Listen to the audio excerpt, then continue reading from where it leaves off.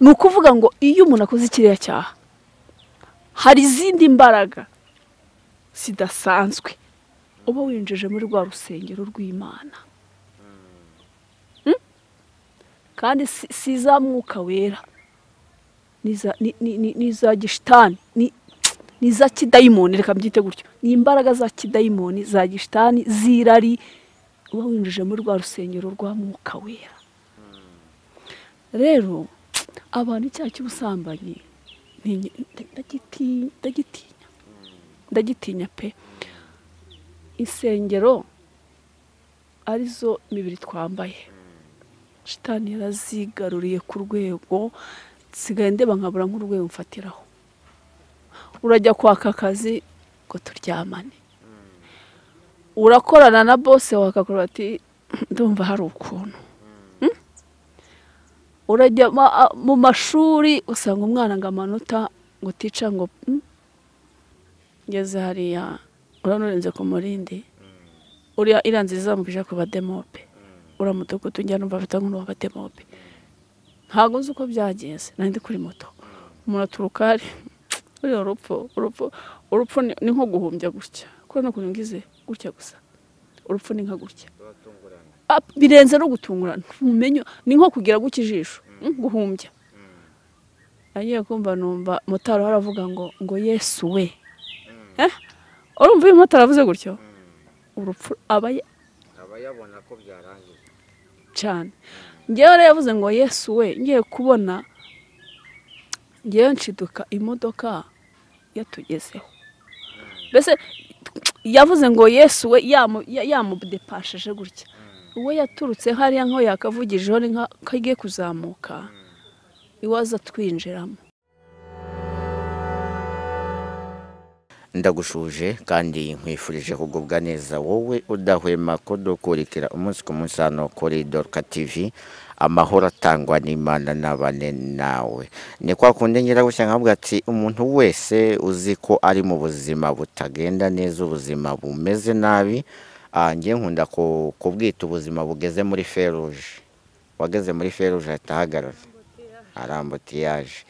Ndavuga ngo mwihangane, umwami Imana ari ku ngoma, bucya bucyana yandi, kindi kandi Imana niyo ihindura amateka.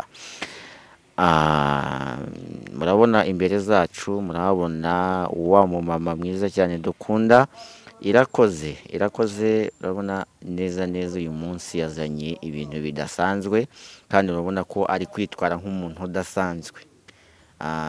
Ubwo nyumva ngo ari kwitwara nk'umuntu udasanzwe, umenye ko aje ahagarariye Imana, agiye gutanga ijambo ry'Imana, ubundi tubashe kuba twakomeza kunogerwa na gahunda Imana yateguye ko irakoze atugezaho.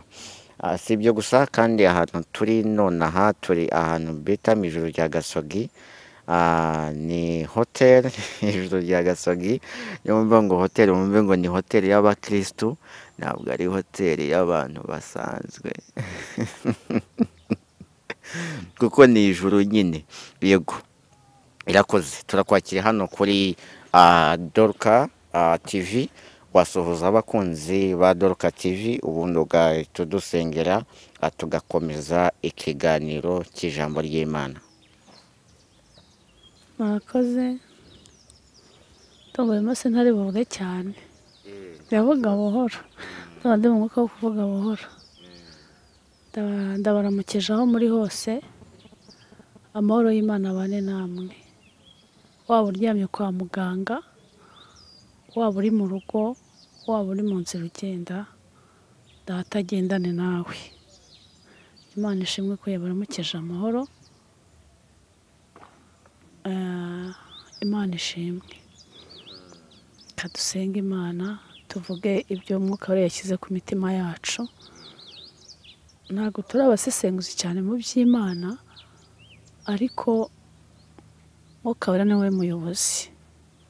Yego Mana, turagushimiye, tugushimiye neza yawe, tugushimiye ko wabanye natwe, wakoze, wagize neza. Tugushimiye ko watwongera iminsi yo kubaho, icyubahiro ni icyawe. Tugaye kaza hano hantu, presence yawe igaragare hano hantu, ntaba ari twe, izina ryawe rihabwe icyubahiro. Data, duciye bugufi, utweze udutunganye, tugiye kugabura ibyawe, ntabwo turi intungane, ariko twemere utuboneho amaraso y'umwana wawe w'intama w'Imana, kugira ngo natwe tubashe kunezerwa mu mitima yacu. Urakoze, ni mu izina rya Yesu, amen. Ndabasuhuje nanone, kamabwire igitondo cyiza aho muherereye hose. Birashoboka ko waramutse utameze neza, birashoboka ko waramutse utishimye, birashoboka ko waramutse wahemukiwe, ariko komera, Yesu ni muzima. Uyu munsi tugiye kuganira ku ijambo ry'Imana. Maze iminsi ndi mu tuntu ngo twa divorce, ngo ni iki, ariko nabyo biba bikenewe, biba bikenewe kuko byose hano kuri Doruka twaje gukora icyo bita, twaje gufashanya. Ntabwo ari twe twenyine, ko ntabwo dushoboye, twaje gufashanya icyo bita kwagura no gukomeza kumva icyo bita urukundo rw'Imana.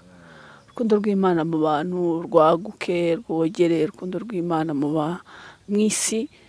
Nta yindi tageti yatuzanya, ni ukuvuga urukundo, no kuvuga ibyiza by'Imana. Umuntu turi kumwana nyihangane, ndumva ijwi ryanjye ririmo rizamuka cyane, ariko ndibaza byumvikana. Rero turashima Imana yaturamukije. Ntabwo ari uko turi beza, nta nubwo ari uko turi ibitangaza, si uko tudafite uburwayi tugendana mu mibiri yacu, oya. Bariya umuntu wese bwa ko ari muzima, arya kwa muganga ugasanga ufite uburwayi utatekerezaga ko bukurimo, wumvaga ko uri muzima, ariko bagenda bakavuga bati ufite umuvuduko, turabona umwijima wawe utameze neza, ukumva uratunguwe. Rero kuba turiho duhumeka umwuka w'abazima ni agahenge k'Imana iba yadutije. Imana ishimwe ko yatwongera iminsi yo kubaho, Imana ishimwe ko yatubyukije amahoro. Uri byutse ukagira gutya ukumva biremeye, wajya gutya ukumva biremeye, wagira ijosi ukumva biremeye. Ziba ari imbabazi z'Imana. Ntabwo ari uko warariye byiza, ntabwo ari uko waraye heza, ntabwo ari uko uri bwirirwa, ibyo ntawe mubizi, nta nubwo ari uko wenda uba uvuka heza, oya. Nawe ubwo buriye wakubaza impamvu waramutse ntabwo wayimenya, ariko mwuka wari wamubaza impamvu irakoze yaramutse, yayimubwira. Uzi impamvu yayimubwira? Ni uko uyu munota ndicaye aha, mu kanya saa 8 sinzi biri bukurikire, n'ejo sinzi bizakurikira, ariko mwuka wera, niyo mpamvu mwuka wera yamenya impamvu naramutse. Ni uko azi ko mu kanya kari buze, n'ejo hazaza azi bizakurikira ku buzima bwanjye, ariko jyewe sinzi impamvu naramutse. Icyakora nshaka kukubwira ngo ni ubuntu bw'Imana gusa, ariko ejo mu kanya sinzi ikiri bukurikire, ariko mwuka rero kuko yasevinze ubuzima bwacu, kuko hari ibyo ataraduha cyangwa hari ibyo azi bigomba gusohora kugira ngo tuzabone gucaho tugende, kuko mu isi umwe wese azacaho. Niyo mpamvu we azi impamvu waramutse rata. Niyo mpamvu Imana izi impamvu naramutse, ariko njye sinzi impamvu ntabwo nzi impamvu naramutse mu buryo, sinzi ko abantu bari bwumve bino bintu nshatse kuvuga. Sinzi impamvu naramutse mpumeka undi agapfa, reka mbivuge gutyo. Ese dufite abari muri morgue, dufite umuntu asigaye agira ibyago wajya gushaka nka morgue ugasanga ziruzuye, kubera impfu ziriho. Rero kumbwira ngo kuki naramutse ntabwo mbizi. Icyakora ngenekereje nk'umuntu w'Imana, ni ubuntu bw'Imana. Iyo yandebye gusingirira ubuntu, yemera ko ndamuka. Ntabwo ari uko ndi intungane, oya. Niyo yonyine yabonye ko nkwiye kuramuka, kuko hari ibyo itaramizi njye ntazi. Ubwo rero mpamvu navuga ngo mu buryo bw'umubiri ntabwo tuzi impamvu natwe twaramutse. Imana ishimwe ko twaramutse, kandi nabo yacyuye ni ubushake bwayo, ni ubumana bwayo, ni uburenganzira bwayo, nibwo bumana bwayo, nibwo buzima bw'Imana. Mu minsi ishize ku wa mbere w'icyumweru gishize, apanuye buriya nari mfuye pa, yego, sinzi ibyo urimo buriya niyo mpamvu buriya ngewe buriya muteka umutima ajyamana ikidodo kimbwira ngo ihane niko mbaho ku munsi nshobora kubyibwira nk'ishuri ijana jya wiyesa buriya nsohotse mu rugo nubwo ntakwicara ngo ndashaka kuba ndimo nihuta ariko iyo ngeze ku muryango nibuka ko ntabwiye ngo mana ndagiye wezi intambwe z'ibirenge byanjye umbabarire ibyaha byanjye kuko ibikurikiraho nibyo nahoze mvuga ntabyo nzi mva mu rugo ngiye ahantu ngeze hariya uranurenze ku murindi uriya iranzi izamukije ku bademope uramudugudu njya numva afite nk'uwabademope ntabwo nzi uko byagenze nari ndi kuri moto umuntu aturuka hari uriya urupfu ni nko guhumbya gutya kuko no kunyungize gutya gusa urupfu ni nka gutya birenze no gutungurana ntumenye ni nko kugira gutya ijisho guhumbya agiye kumva numva motari aravuga ngo Yesu we urumva uyu motari avuze gutyo urupfu aba yabona ko byarangiye cyane ngewe rero yavuze ngo Yesu we ngiye kubona ngewe nshiduka imodoka yatugezeho mbese yavuze ngo Yesu we yamudepasheje gutya uwo yaturutse hariya nko yakavugijeho kagiye kuzamuka iwaza twinjiramo motari wenyine n'icyo ko navuga ngo yebura yari tayari uko biri kose numva aravuze ngo Yesu we ariko abivuga neza imodoka tugize nka gutya ariko nari naturutse mu rugo mbyiyumvamo umutima urambwira ngo wateze bisi ntoya kantege moto muvuga ngo urakora impanuka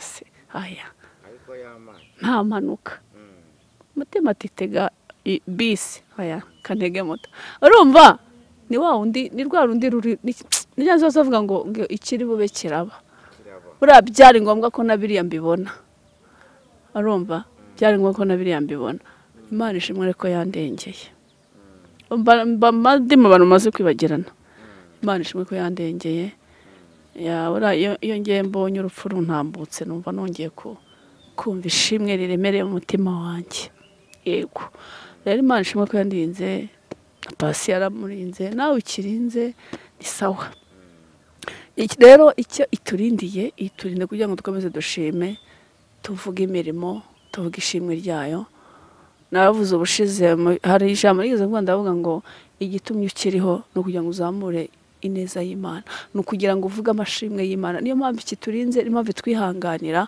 no kugira ngo ikomeze yumve tuzamura imirimo duhamya imbaraga zayo kuko naravuze icyo gihe ndavuga ngo turaba ambasaderi mu isi yego turaba ambasaderi b'Imana niyo mpamvu ikiturinze ntabwo ikikurinze kubera bije zawe ntabwo ikikurinze kubera ngo abantu ukeneye kurera dufite ababyeyi benshi basize abana n'impinja ntabwo ikikurinze ngo kuko oya ifite impamvu yo ubwayo mu mutima wayo yego ariko birikatubwira ngo impamvu iturinze iki twihanganiye ni ukugira ngo izina ryayo ryubahwe tuvuge Imana duhamye Imana yego niyo mpamvu rero Imana ikiturinze rero kuba iturinze turi mu mubiri iturinze twambaye imibiri umuremyi yaravuze ngo mbese n'umuziki imibiri yanyu ngo ari insengero z'umwuka Imana uri muri mwe ndashaka ko uyu munsi tuganira ku kintu abantu twongeye twumva agaciro k'imibiri Imana yaduhaye abantu turimo kwifata uko dushaka ku rwego rukomeye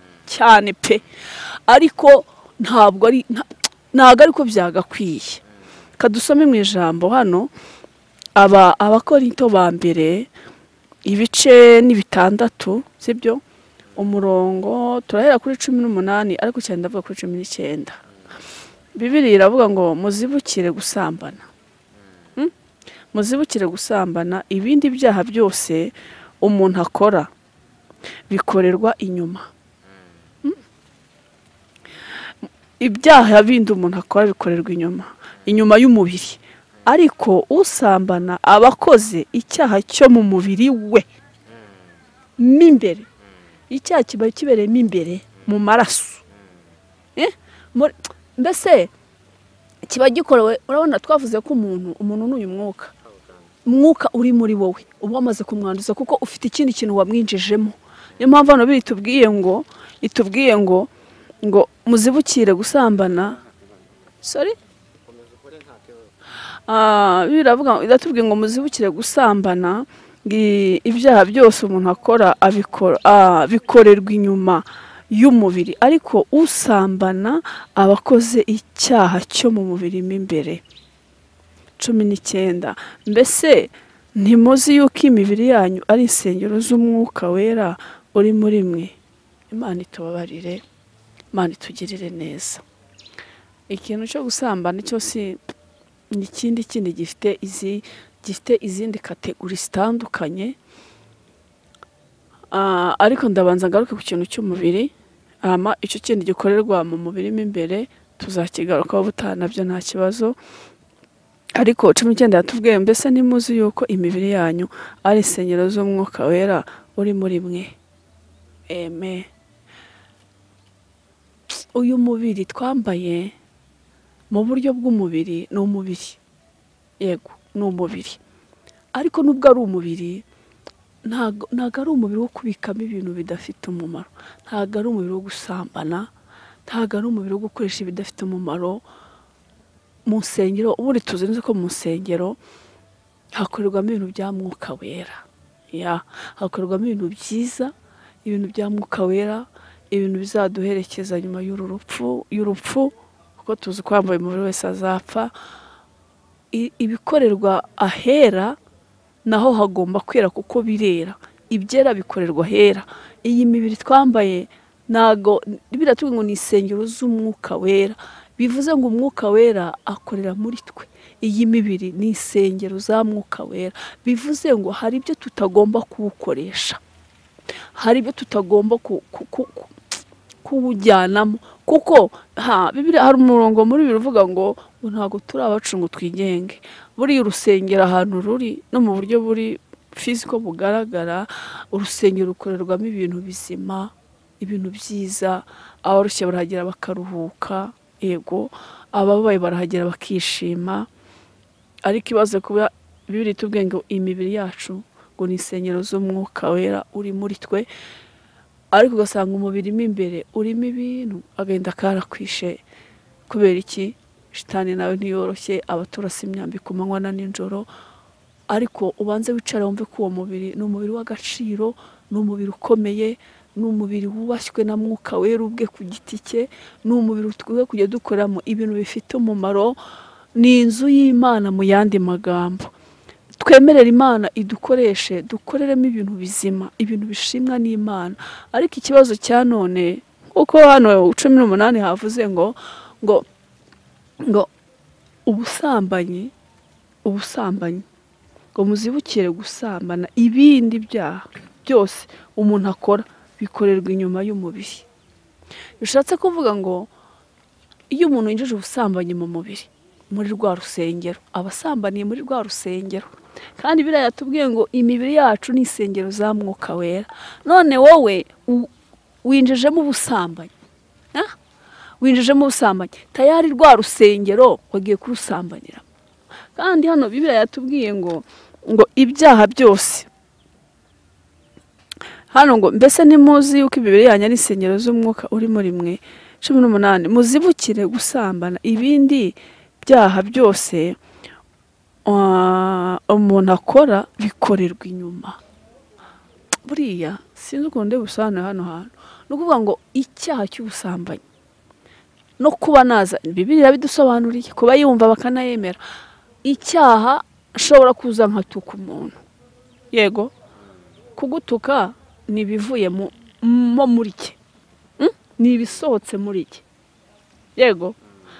Buriya twamaze kumva ko umubiri ari insengero z'umwuka wera. Buriya mu rusengero rusanzwe iyo harimo umwanda turawukubura tukawusohora, yego. Umwanda tuwukura mu rusengero kugira ngo dusengera heza. Buriya niba ngize gutya kamera igaterera nkatuka umuntu, hari umwanda uba usohotse muri iyi nzu y'Imana. Hari ibiba bigabanutse birimo, byari birunzemo bitari byiza. Hanyuma rero niyo ukoremo icyaha cy'ubusambanyi, uba ukoreye none uba wongeyemo undi mwanda muri wo. none biratubwiye ngo ni icyaha gikorerwa imbere mu mubiri, noneho cyo ni n'icyaha utageranya n'umwanda ngo unasohore ubyibura unajugunye. Oya, buriya njya mbona icyaha cy'ubusambanyi ni mbona ari nko gufata ibintu nakwita uranufashe nk'amazi ukayavanga, amabi n'ameza wayavangura ntago wayavangura yose yitwa amazi, ariko tayari amabi aba yanduje ameza. nuko nguko icyaha cy'ubusambanyi kimera. Niba usambanye bwa mbere mu mubiri wawe, tayari hari ibindi bintu, hari uwundi mwanda winjije mu mubiri, mu maraso, mu ngingo, muri kamere, mu bwonko, mu mitekerereze ya muntu. Hari ibindi bintu uba winjijemo udashobora gukuramo, nubwo biratubwiye ngo ni icyaha gikorerwa mu mubiri n'imbere. Ikindi kandi ni icyaha Imana yangurunuka iracyanga gusa ni wayisaba imbabazi ngizikwime, ariko ntibikwiye ko icyaha wagikoze. Ni ukuvuga ngo iyo umuntu akoze ikiriya cyaha, hari izindi mbaraga zidasanzwe uba winjije muri rwa rusengero rw'Imana, kandi si za mwuka wera, ni za gishitani, ni za kidayimoni, reka mbyite gutyo. Ni imbaraga za kidayimoni, za gishitani, zirari, uba winjije muri rwa rusengero rwa mwuka wera. Hanyuma imbaraga z'abadayimoni zinjiye mu rusengero, na kwa kundi dusenga tugatokesha, iyo zinje zitarasohoka zikora icyo zigomba gukora, na mwuka wera agakora icyo agomba gukora. Hagati ya mwuka wera n'umwuka wa gishitani hagaragara mwuka wera. Ariko kuko twebwe twambaye inyama n'amaraso muri uru rusengero Imana yatubwiye, iyo utegereye Imana, za mbaraga winjijemo za kidayimoni zirakuyobora mpaka. Urumva winjije izindi mbaraga mu rusengero, nta n'izindi, nta no kwigarura ufite ko kuvuga ngo senge zisohoke. Uzitunze nk'impano yawe wishimiye, ikunyuze mu buryo bw'irari. Bivuze ngo rwa rusengero, ya meranje bya bintu wavanze, hatazamo ikintu numva nka meranje, kubivangura ko ntibishoboka, byarangiye. Urumva niba ngo tusigitutse birasohotse biragiye. Ariko niba nkoze ikintu bita gusambana mu mubiri n'imbere, ibintu navanze nuko navanze, ubwo igikurikiyeho ni ukwakira imbaraga za cya kintu cyanyinjiyemo. Kandi nyine shitani aho yateye ibirindiro, aho yateye ibirindiro kugira ngo have ni imbaraga za mwuka wera. Rero abantu icyaha cy'ubusambanyi ndagitinya pe. Insengero arizo mibiri twambaye, shitani yarazigaruriye ku rwego nsigaye ndeba nkabura nk'urwego mfatiraho. Urajya kwaka akazi ngo turyamane, urakorana na bose wakakora ati ndumva hari ukuntu. Urajya mu mashuri usanga umwana ngo amanota ngo tica ngo bintu nk'ibyo. Urajya kubwira umuntu ngo mpa wenda se mpakazi ko gukora isuku cyangwa se gukora n'ibindi, urumva akakubwira ati hari ukundi kuntu. Urumva hari ingurane irenze izo dutekereza igezweho, ariyo mubiri. Umwana akavuga ati isomo ndabona ntazaritsinda, kandi ndimo kubona supervisor wanjye hari ukuntu yambwiye twabigenza, akemera pe akabikora kugira ngo agere ate abone icyamuzanye. Biri ku rwego rukomeye, tugeze mu gihe umubyeyi afata umwana, urubyiruko rwo n'ibindi. Ariko nukuri nubwo ntakubona, nubwo nudatakubona, nubwo bakuvuga bakanakubeshyera, ariko niba uzi ko ubikora ubikunda saba Imana imbaraga dusaba Imana imbaraga, dusaba Imana imbaraga, kuko iyo ikintu gisenya, uzi ikintu gisenya inzu y'Imana na nyuma y'ubu buzima kikaguherekeza kugeza tugushizeho za ndabo tuzazindi tugenda tugashyira ku muntu,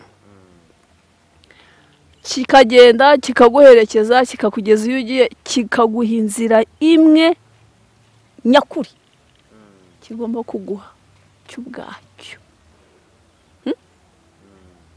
Buriya hari indirimbo niba ari Jehova bayiririmbye, baravuga ngo muri kiriya cyumba kiriya, ngo witeguye ute, witeguye ute, ni gute witeguye? Kiriya cyumba ntuzakijyanamo na mama, ntuzakijyanamo na papa, ntuzakijyanamo n'umuvandimwe, bakavuga ngo yewe n'umugore wawe n'umugore wawe ntimuzakijyanamo, n'umugabo ntimuzakijyanamo, ni wowe wenyine, ugaherekezwa na bwa bugome bwawe uzugira, ugaherekezwa na mutima mubi wawe ugira, ugaherekezwa na rwa mururumba ugira, ugaherekezwa na magambo ugira, na bwa burozi bikakujyana, tukagushyiraho indabo. Ibyo byonyine byahagera bikagira iyindi nzira bikwerekezamo gusa, nta wundi mucamanza. Iyo wagize neza, ineza yawe, gusura abarwayi kwawe, gusengera abarwayi kwawe, kutagira amashari kwawe, ineza yawe nayo irakujyana, mukamanukana, umugabo ukamusiga, umwana ukamusiga, buri kimwe. Wa mubiri, rwa rusengero data yaduhaye, tukajyana narwo ari rw'uyu mubiri twambaye, tukamanuka uko ari bibiri, bikaguha wa mwuka ukurimo, ya roho nzima Imana yisubiza. Rwa rusengero n'urusengero dufite n'imibiri dukoreramo, nibyo biherekeza wa mwuka ukagera aho werekera uhwanye n'imirimo wakoreye mu isi. Niba nyine icyo cyacu, amen.